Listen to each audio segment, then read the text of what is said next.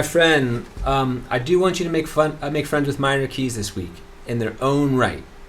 There are many pieces start and end on minor chords, and many songs do as well. But first, I want to just reiterate what we started with. You played an A minor, and then you correctly tethered it to this A minor. And these are both very standard starting points for A minor. Now do the same thing with E minor, and put this E minor chord. It's A shape, but it's an E minor with the root at the 7th fret. Then do the same thing with D minor, A shape, but at the 5th fret. That's a nice starting point for D minor. In some ways, it's better than the open D minor, which is just sort of an awkward shape. Then I want you to try curving your first finger, making a 4-note chord, and just practice alternating your root. This is just to get separation, but also just to relax the finger so it's not so tense all the time. So I know it's my root and my 5th. I could also go for the flat 6 instead. That gets this really beautiful major 7th chord.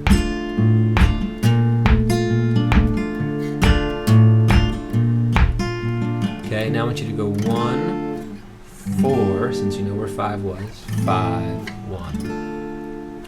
4, 5, flat 6, 5, 1. And play around with that a little bit. You can do the same progression in E minor or the same progression in C minor. Now I want you to take your low E string and just play a major scale. The architecture of the fretboard is very confusing compared to the keyboard, but single strings at least approximate it. Now do it again and go 1, 2, flat 3. So the flat 3 is G. 4, 5, flat 6, B, C, flat 7, D, and then E.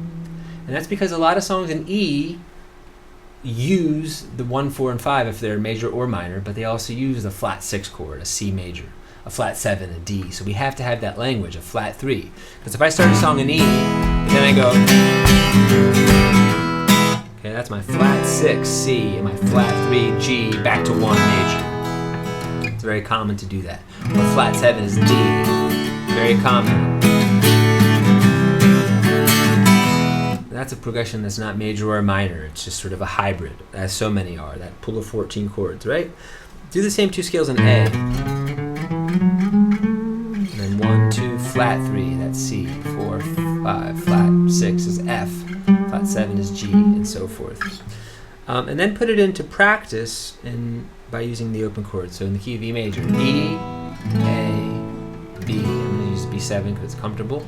E minor, the 1, 4, and 5 are still the most crucial chords. The simplest way to think about them is all minor. Good songs will make them major or minor or 7th at will.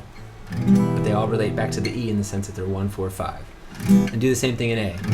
In A minor, it's A, D minor, E minor. And in the parallel major,